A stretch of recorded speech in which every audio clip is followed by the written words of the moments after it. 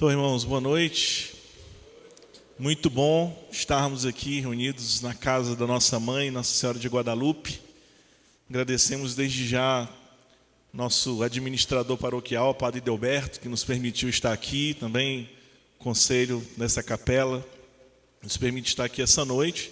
Sobretudo nosso Senhor que nos inspirou isso, né? Essa noite que nós estamos aqui vivendo, que é uma das ações, como a dona Rosa foi falando, do nosso setorial, e que foi inspirado por Deus, né? Assim, o setorial foi inspirado por Deus, pela comunidade, para cuidar melhor das famílias que estão dentro da comunidade, para cuidar melhor também dos celibatários da comunidade. Tem o setorial dos celibatários, né? Tem o setorial dos sacerdotes, tem o setorial dos irmãos que estão em discernimento ainda do seu estado de vida.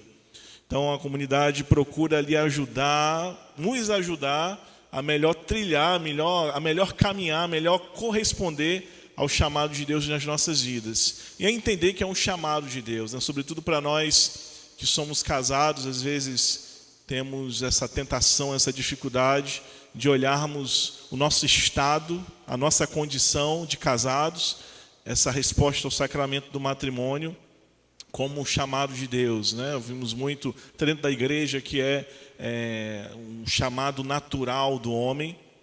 E tem muito do natural, tem muito de natural, mas também tem muito do sobrenatural, tem muito da vontade de Deus, muito do desejo de Deus em nos chamar a viver, a estar nessa condição de casados. Então, esse momento agora não é tanto assim, o objetivo não é tanto de destrinchar, né? De fazer não sei, né, um curso sobre matrimônio, mas é sobretudo despertar no nosso coração e nos voltar para o essencial do nosso chamado, como um pouco um aperitivo assim, né, daquilo que Deus deseja de nós, daquilo que nós podemos conhecer e aprofundar mais sozinhos e sobretudo com o nosso cônjuge, né, ali a dois.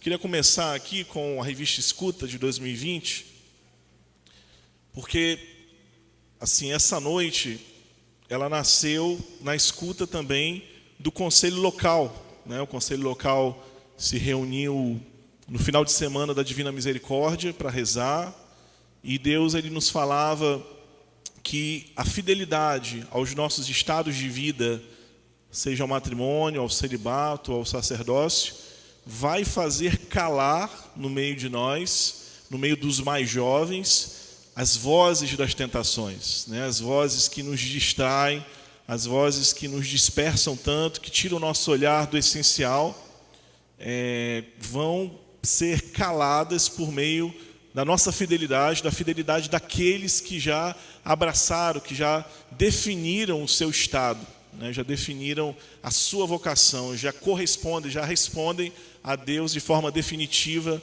dentro, por exemplo, do sacramento do matrimônio, como nós que estamos aqui. E aqui na revista Escuta de 2020, para quem não sabe, né, essas revistas escutas, acho que desde 2017, não tenho certeza, né, mas nós temos essa edição da chamada revista Escuta, que é a escuta de Deus, né? Somos um povo que escuta o Senhor, que procura ouvir o Senhor, né? Na nossa miséria e fraqueza, entendemos que Deus deseja nos falar e Ele nos fala constantemente. E o Conselho Geral da comunidade se coloca sempre, todos os anos, à escuta do Senhor. E aí nasce, por meio das profecias, das palavras que Deus dá, o nosso fundador, Moisés, ele prega, né? Ali ele tem um entendimento dessas profecias, depois de muitas partilhas com os irmãos, ele prega e aí nasce, com as palavras dele, com as profecias, essa revista Escuta. E aqui, na página 64, ele fala sobre pecados contra o testemunho a que somos chamados, de cada estado de vida e dos estados de vida entre si. E aí ele começa falando do matrimônio. Pecados que ferem o matrimônio. É bem forte quando ele diz que é o desamor, o primeiro, digamos assim, o primeiro pecado, né, que vem ferir aquilo que nós somos chamados, né, a corresponder, o projeto de Deus para nós. O desamor entre os cônjuges, a indiferença, o desamor em relação aos filhos, a comunidade e a igreja. Não foi para isso que Deus nos constituiu família. A família é constituída para ser sinal de que a comunidade é uma grande família. Além disso, é uma guardiã do amor humano no corpo da comunidade. Quando a família que é para ser feita, a zeladora do amor, fere, quebra a perenidade do amor, quebra o testemunho do amor para sempre. Quando a comunidade não toca nas famílias a expressão do amor, nós estamos ferindo, porque ao olharmos para as famílias, o vínculo do esposo e da esposa, como eles se chamam, devemos poder ver um amor fiel e para sempre de Deus a qualidade do amor. Não é apenas o seu matrimônio que está ferido e precisando de socorro. Não sangra somente a sua família, sangra toda a comunidade. Aí ele já começa a falar aqui do celibato, né? Mas nós que queremos, né, assim, organizamos essa noite para justamente entendermos e adentrarmos novamente e voltar o nosso olhar para o nosso chamado, para o amor ao qual nós somos chamados a viver um com os outros, né, um com o outro, e também a transbordar para a comunidade, né, esse testemunho fiel do amor de Deus para com o seu povo, do amor de Deus para com a sua igreja, do amor de Deus para com os pecadores, né? E eu fiquei, teria irmãos com certeza muito mais experimentados, né, na arte da vida conjugal, na experiência conjugal, né, a própria Dona Rosa, o seu Ailson, do que eu para poder falar essa noite, né? Mas ao mesmo tempo Deus colocava no nosso coração que pela missão, né, que Deus me confia nesse tempo, aqui na missão de Macapá, deveria começar esse caminho, né, assim, esse retorno ao setorial nesse ano de 2020, até mesmo para poder transmitir aquilo que Deus foi colocando no nosso coração quanto conselho, né? Eu queria começar aqui continuar, na verdade, né, com a palavra do Papa do mês de junho. Cada mês, Papa Francisco, antes ele escrevia, né, faz uns anos já, que ele grava um vídeo dando as intenções de cada mês. E a intenção desse mês de junho é sobre a beleza do matrimônio. Rezarmos sobre a beleza do matrimônio para que os jovens casais não tenham medo de se casar, não tenham medo de abraçar essa responsabilidade com outra pessoa, do compromisso matrimonial. E nas suas palavras ele diz: casar e partilhar a vida é algo maravilhoso.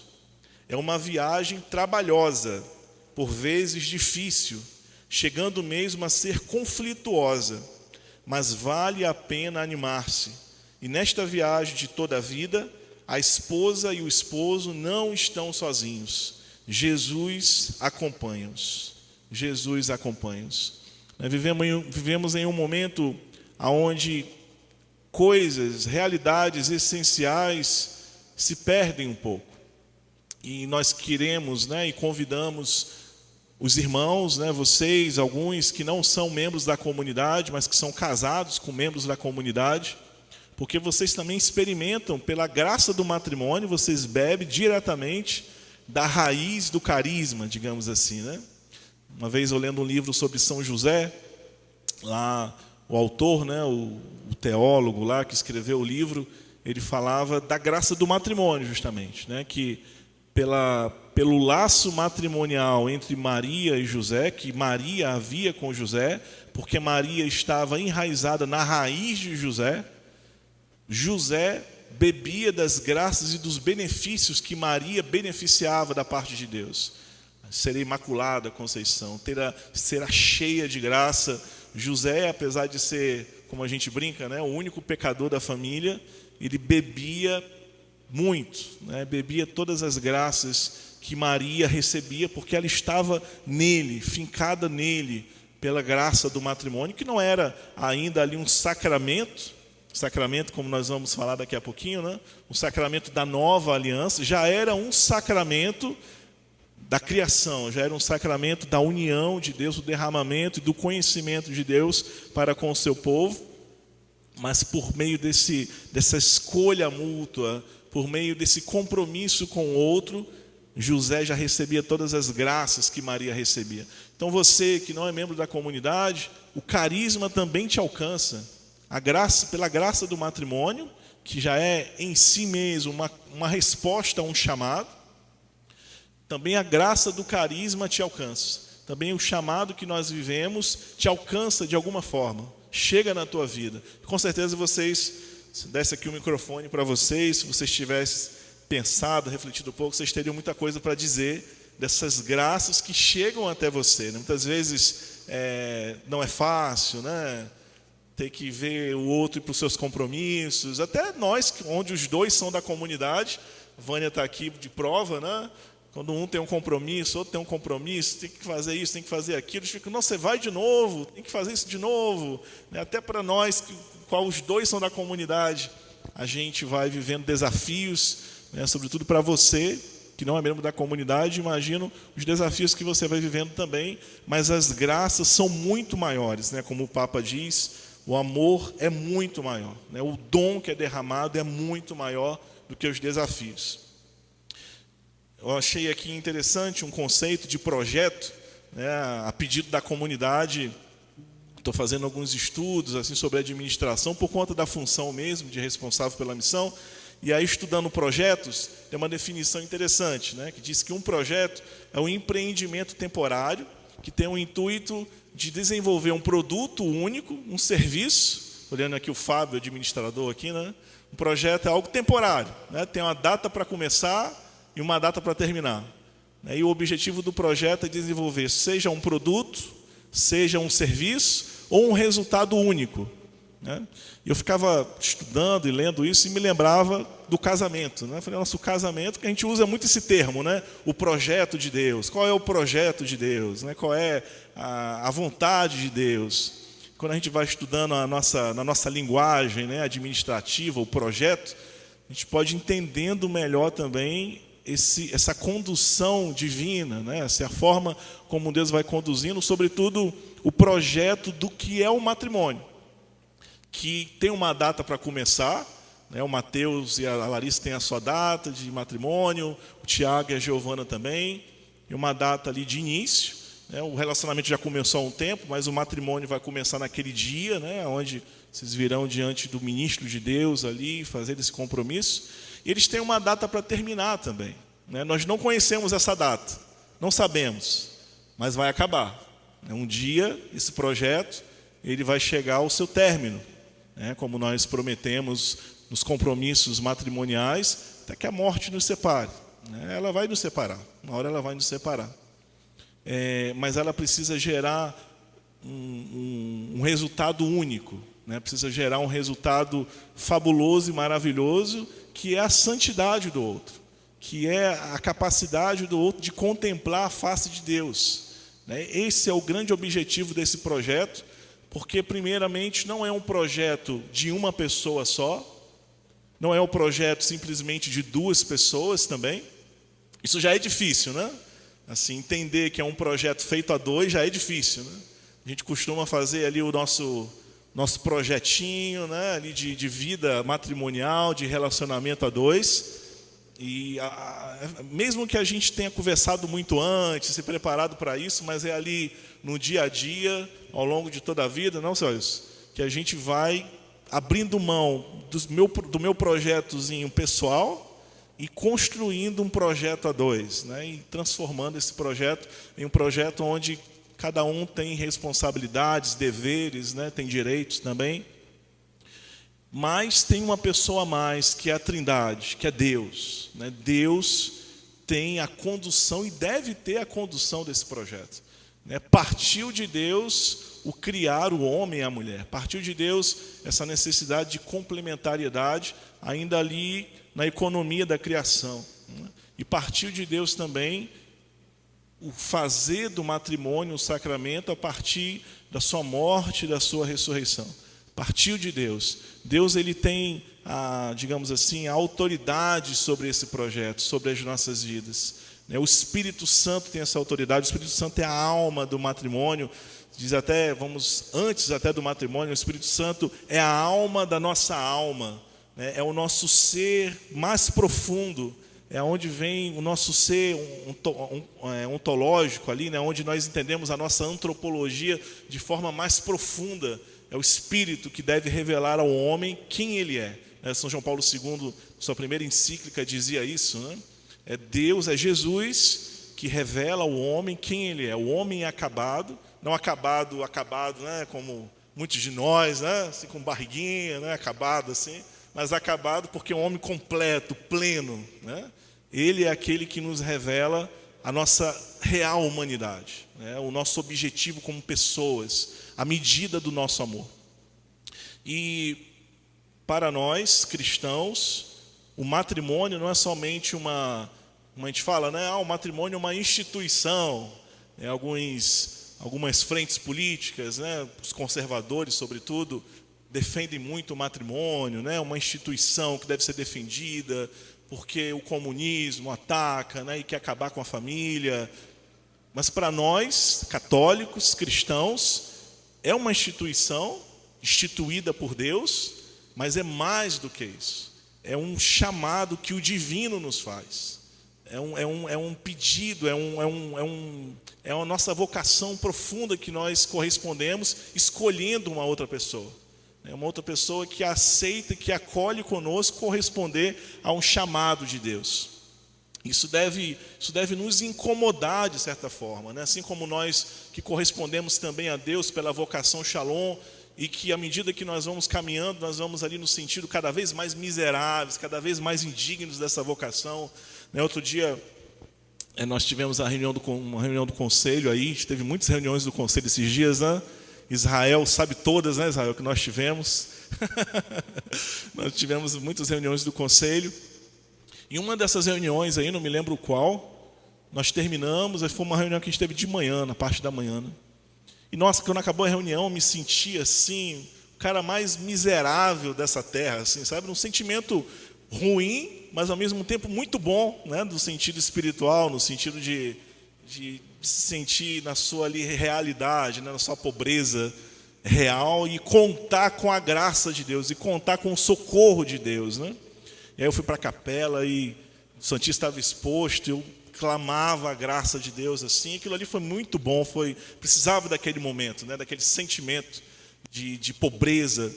E como no matrimônio, também para corresponder ao matrimônio, nós precisamos clamar o Espírito Santo o tempo inteiro, né? Assim, juntos, mas também quando nós não conseguimos corresponder ao outro, quando nós não conseguimos corresponder àquilo que nós sabemos que é a finalidade, que é o sentido do matrimônio, isso deve, de certa forma, nos incomodar, isso deve, de certa forma, nos levar para o autor do matrimônio, para o autor do sacramento, para o autor daquele que nos formou como homens e mulheres, não para, primeiramente, procurar alguém para desabafar, isso também, mas antes de mais nada, nas minhas crises, quando o projeto desanda, né? Quando o orçamento é ultrapassado, quando, as reuniões não acontecem como deveriam, os diálogos não acontecem como deveriam acontecer, é hora de clamar o Espírito Santo, né? Assim, uma coisa que eu sempre vou dizendo, né, para os meus irmãos, para as irmãs também que vêm conversar alguma coisa sobre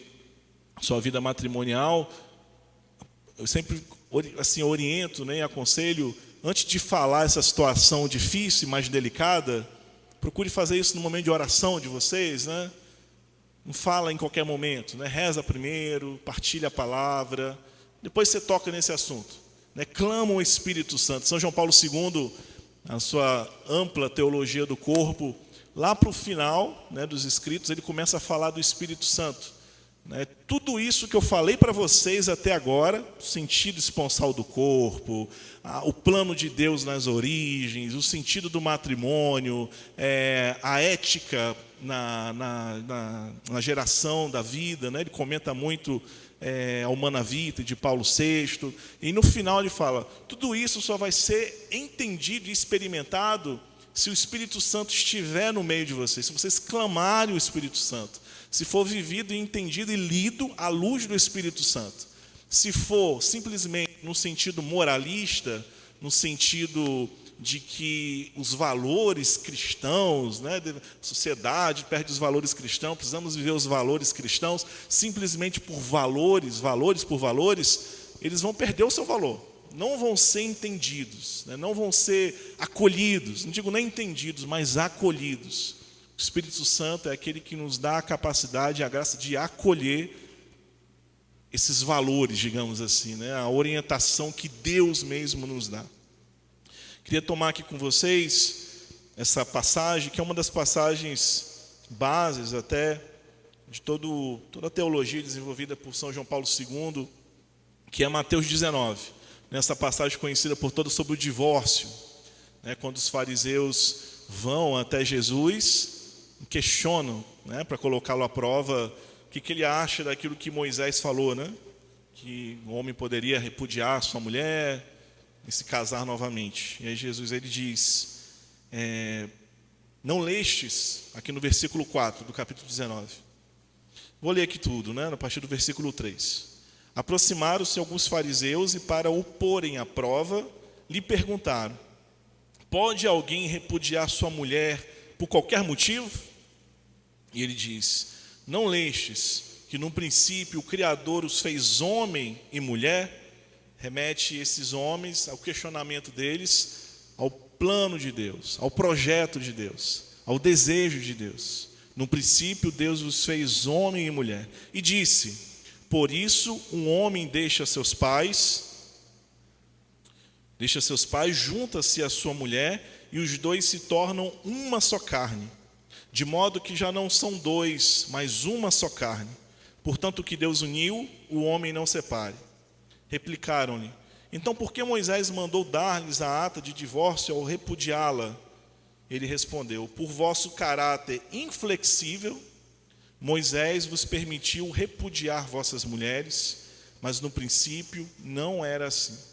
Eu vos digo que quem repudia sua mulher, se não for em caso de concubinato, e se casa com outra, comete adultério. E aquele que se casa com a divorciada, comete adultério.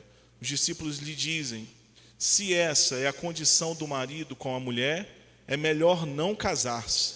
E ele lhes disse: nem todos aceitam essa solução, a não ser os que recebem tal dom. Isso aqui é o grande segredo, né? Nem todos vão entender isso daqui, né? João 6 também, né, o discurso eucarístico, eles começaram a sair, quando Jesus começou a falar que eles deveriam comer a sua carne, beber o seu sangue. E Jesus pergunta: vocês também não vão? Né? E Pedro reconhece: para onde iremos? Eles receberam o dom. Pedro tinha recebido um dom para entender, para acolher as palavras duras de Jesus. E aqui Jesus, quando fala do matrimônio, do projeto de Deus no princípio, ele diz: nem todos vão acolher, nem todos vão entender isso aqui, a não ser aqueles que receberam o dom.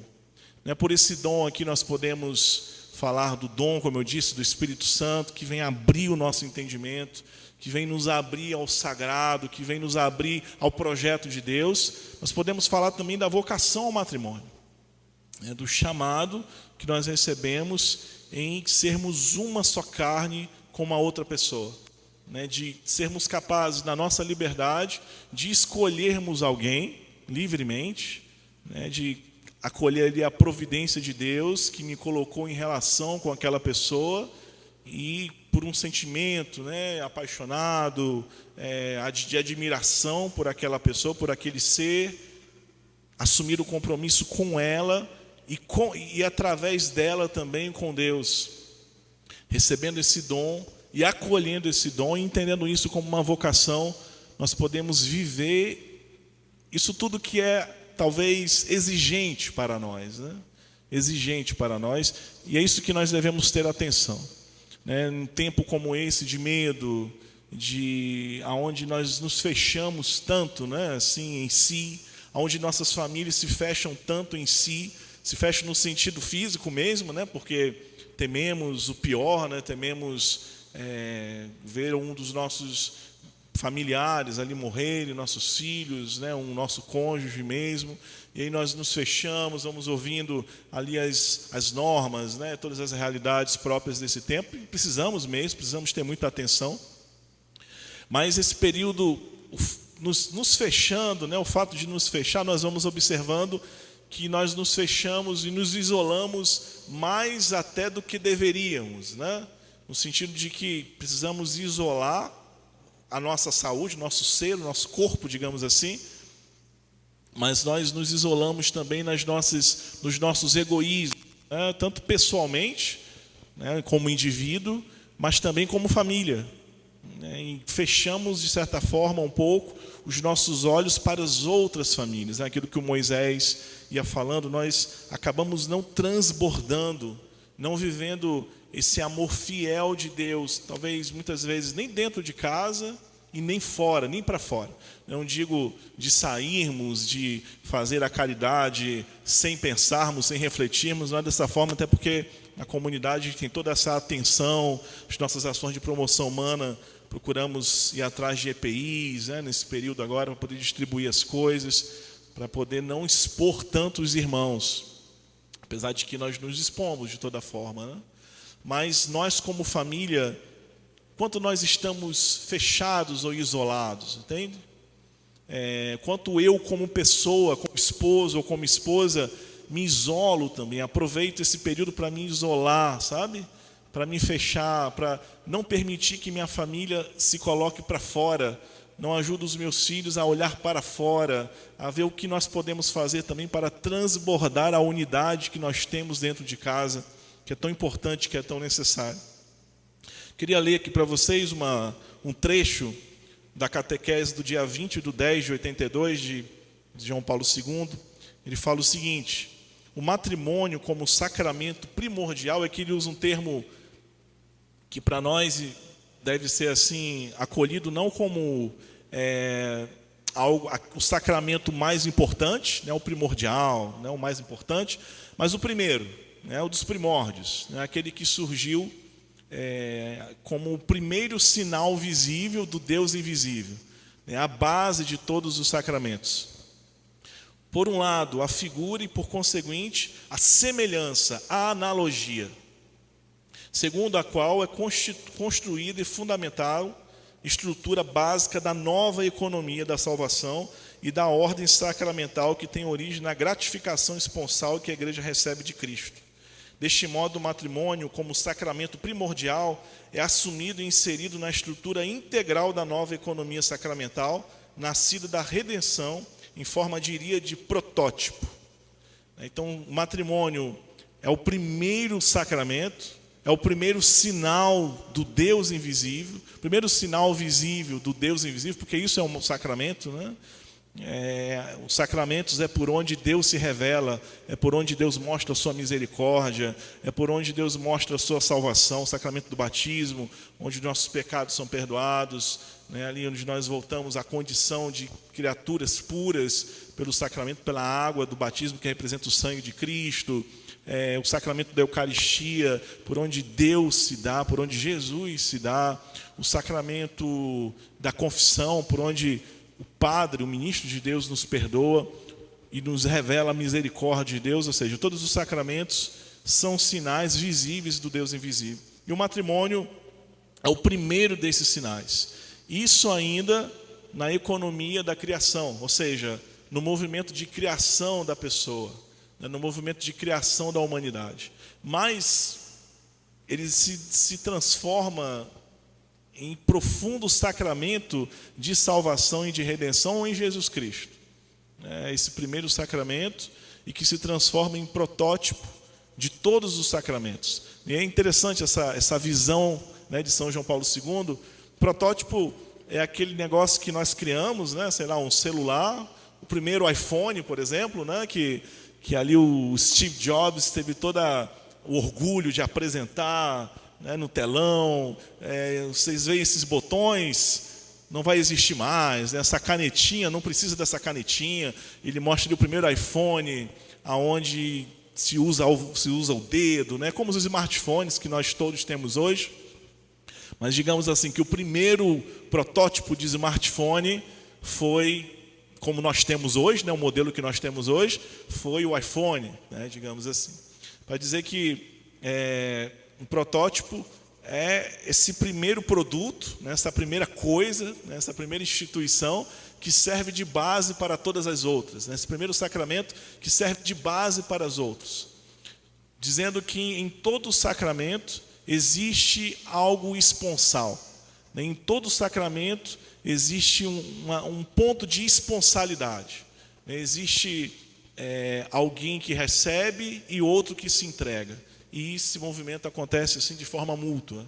No sinal da oferta do homem à mulher e da mulher ao homem, no acolhimento da fraqueza, da virtude, da miséria, da capacidade do outro, existe um sinal do Deus que se derrama a todos nós. O Deus que se dá a nós no sacramento do batismo, ali existe um sinal profundo de esponsalidade. Deus que se dá à sua criatura, Deus que se dá àquele que se torna filho dele. No sacramento da Eucaristia, que é o sacramento dos sacramentos, nós dizemos o Santíssimo Sacramento do altar, onde o próprio Deus se faz presente e ele vem, e não dá para fazer melhor do que isso, Ele se faz comida, ele se dá como alimento, se torna comida para nós.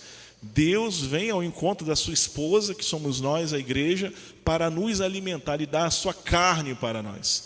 A imagem dessa analogia, como o Papa João Paulo II nos fala. E é interessante, João Paulo II ele explica esse sentido de analogia. Ele faz a diferença. Uma metáfora, ele vai explicar para nós que uma metáfora é algo que compara também uma realidade talvez difícil de se entender, como a realidade que todos nós entendemos. Como, por exemplo, ele usa esse exemplo, Jesus é o bom pastor. Nós não somos...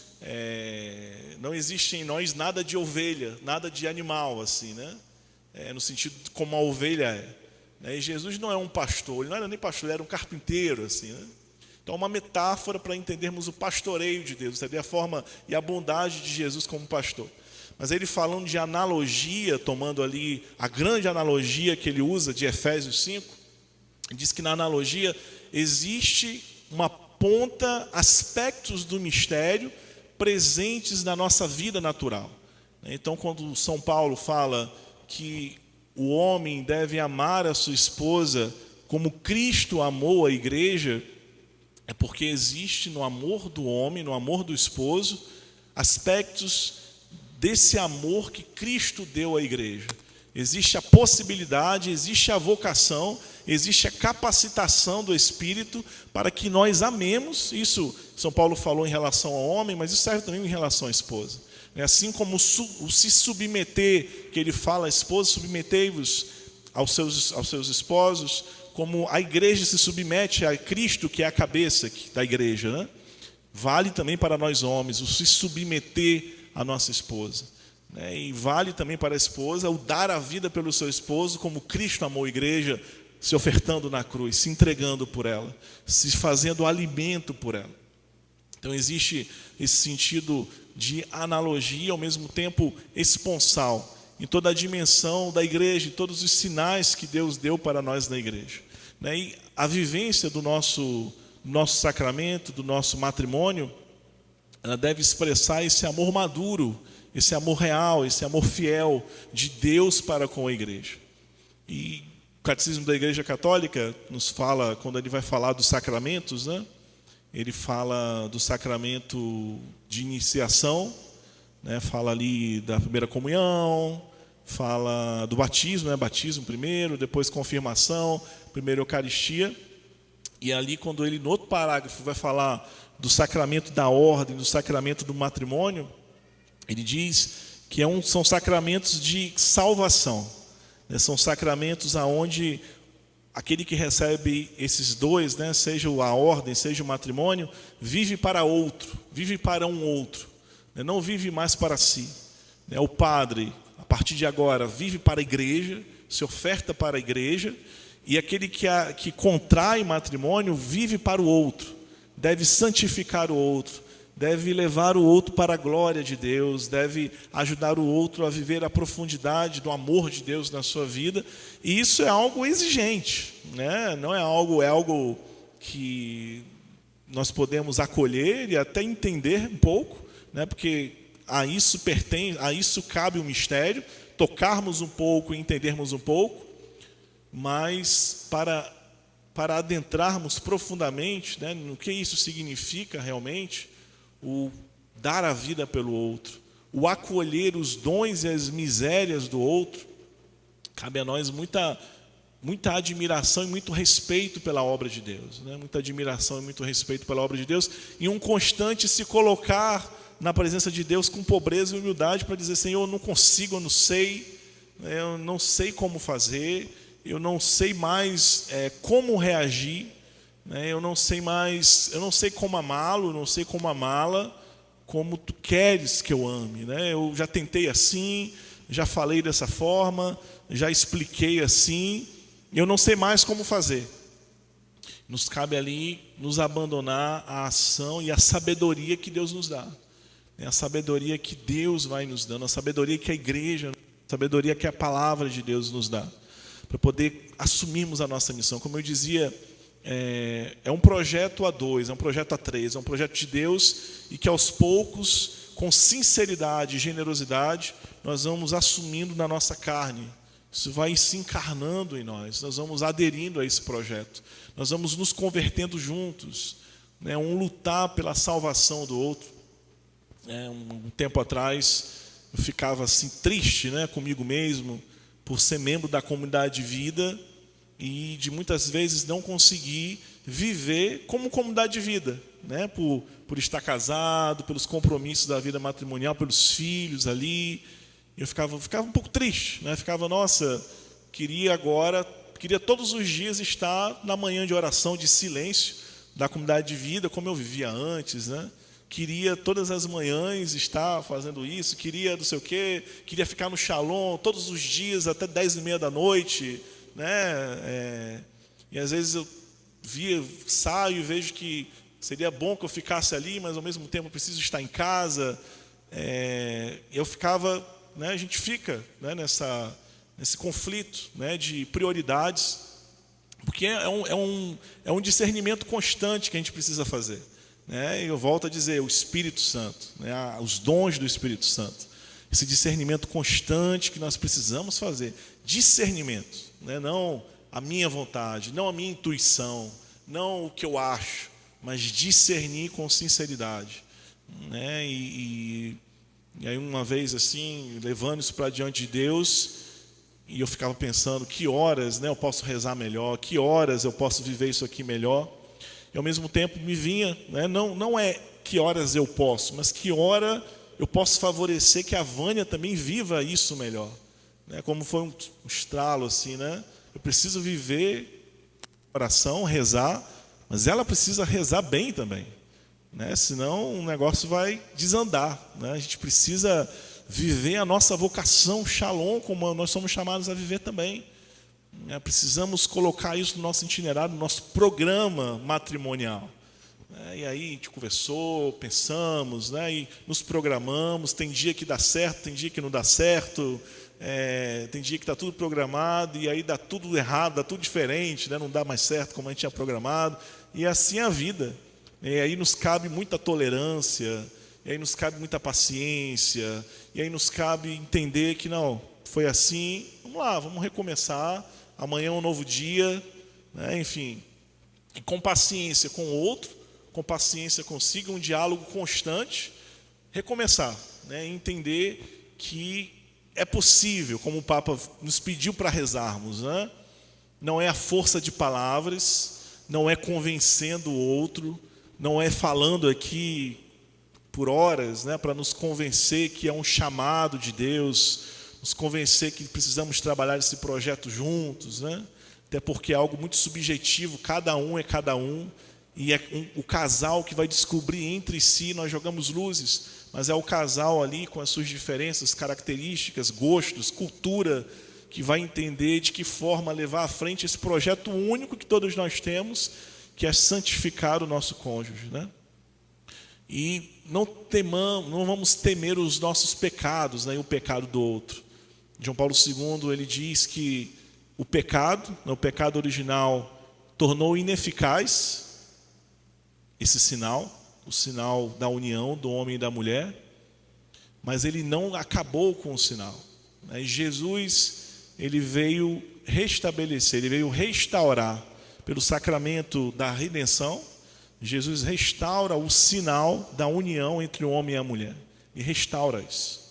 Ele diz, mesmo um casamento, mesmo uma união esponsal, matrimonial, pecadora, infiel, cheia de pecados, mesmo essa união, se ela decide permanecer junta, né, se ela decide em lutar, né, se esses dois decidem em perseverar, ela permanece um sinal fraco, um sinal frágil, mas continua sendo o sacramento da redenção.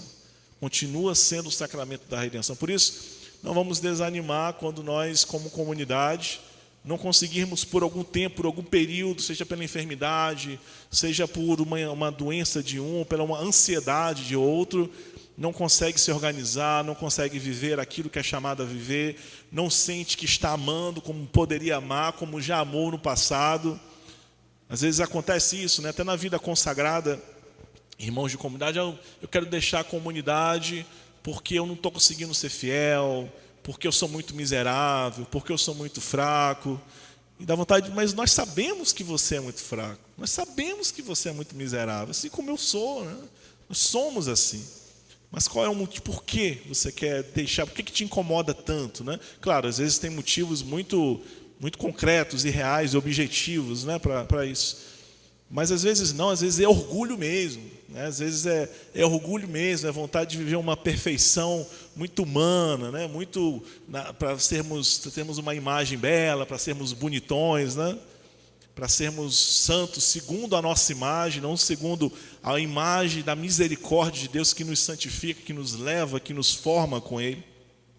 Então, quando nós desanimarmos diante dessa caminhada grande, porque é muito grande o nosso chamado, né, quando não caia nessa tentação de olhar, por exemplo, um celibatário que se oferta e dizer, nossa, eu queria me ofertar como ele, né? Até porque na comunidade, nosso fundador foi muito claro quando ele escreveu, na comunidade o amor esponsal é para todos. Na comunidade o amor esponsal é para todos, para as famílias, para os celibatários, para os solteiros, para as crianças, até as crianças ele botou lá, né? Para os jovens, é para todos o amor esponsal. E terminando, né, queria motivá-los também. Nós vamos viver agora um breve momento de oração. Esse ano é o ano de celebração do Amoris Laetitia, né, esse documento pós-sinodal, que Papa Francisco, a exortação pós-sinodal, Papa Francisco escreveu após o Sínodo das Famílias. E tem um capítulo bem interessante no final, onde ele fala da vida de oração do casal, da mística do casal, né, da mística do casal. E ele motiva e diz justamente, não são as tribulações do matrimônio que devem nos fazer, estou parafraseando, né, claro, assim, não são as tribulações ou os conflitos do matrimônio que devem me desanimar acerca da minha vida de oração, acerca da minha intimidade com Deus, mas com esses conflitos, com essas tribulações, eu devo ser um místico. Ele usa a palavra místico, né? Eu devo crescer na mística, eu devo crescer na minha intimidade com Deus. Então, vamos descobrir juntos, descubra junto com seu esposo, junto com a sua esposa, como vocês podem ser místicos, né? Como vocês podem ser íntimos de Deus, possam ter um discernimento apurado diante dos desafios, diante das lutas que aparecem, né? Diante dos desafios próprios e naturais da vida, como nós podemos, com discernimento, com sabedoria, à luz do Espírito Santo, sermos santos através dessas realidades e não desanimarmos e esmorecermos por conta disso tudo. Eu queria